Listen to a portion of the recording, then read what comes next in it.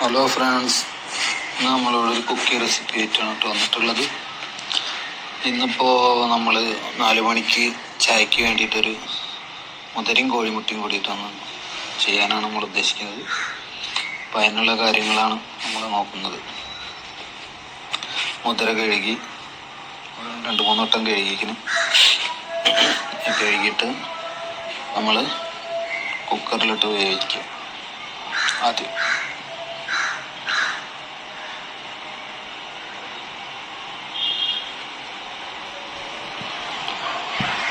ആവശ്യത്തിനുള്ള ഉപ്പും ചേർത്തിട്ടാണ് നമ്മൾ അതിലിട്ടിട്ടുള്ളത്. കുക്കറടച്ച് നമ്മൾ മീഡിയം ഫ്ലെയിമിൽ വെച്ചിട്ട് വേവിക്കട്ടോ.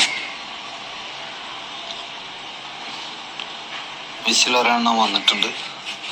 ഒരു 4 വിസിലേലും വേണം, എന്നാലാണ് ഇതാവുള്ളൂ. അതിലിടയ്ക്ക് ചായയും റെഡിയാക്കുന്നുണ്ട്. ചായപ്പൊടി ഇട്ട്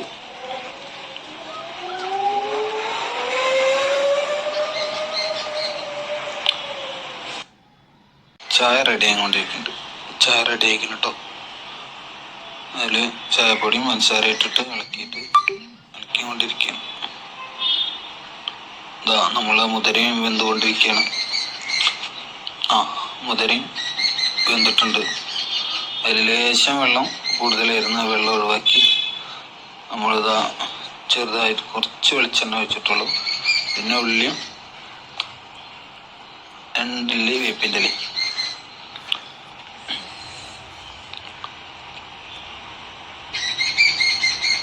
ഇനി മുതിര നമ്മൾ ഒന്ന് കുറച്ചേരം വയ്ക്കുക. അത് കഴിഞ്ഞിട്ട് ഇപ്പോൾ നമ്മളെ ഉള്ളി ഒന്നുകൊണ്ട് വാടി കഴിഞ്ഞാൽ നമുക്ക് മുതിര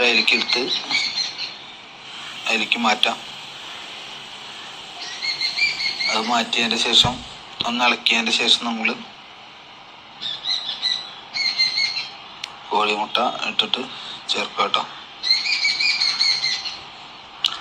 ഇത് നമ്മൾ സാധാരണയായിട്ട് തട്ടുകടയിലൊക്കെ പോയി കഴിഞ്ഞാൽ കഴിക്കുന്ന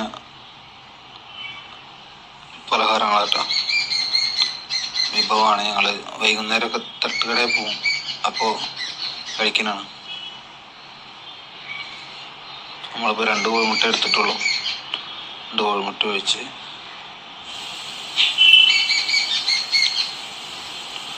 നല്ലോണം ഇളക്കുക. അതിൻ്റെ വെള്ളം വറ്റണ വരെ ഒന്നുണ്ട് ഇളക്കി സെറ്റാക്കുക കേട്ടോ. അപ്പോഴാണ് അതിൻ്റെ ഒരു ടേസ്റ്റും കാര്യങ്ങളൊക്കെ വരുള്ളൂ. ഏകദേശം ആയിക്കൊണ്ടിരിക്കുകയാണ്.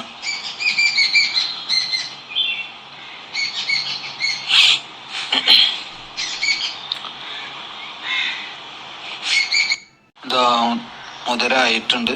അപ്പോൾ ചായ കുടിക്കാനുള്ള പ്ലാനിങ്ങിൽ ഞാനും അമ്മൂസും മാമനാണുള്ളത്. ഞങ്ങൾ 3 ആൾക്കുള്ളതാണ് ഉണ്ടാക്കിയിട്ടുള്ളൂ. മാമയുടെ വന്നൊത്തിരിക്കുന്നുണ്ട്. അമ്മൂസിനുള്ളത്, മാമനുള്ളത്, എനിക്കുള്ള വിളമ്പണുള്ളൂ.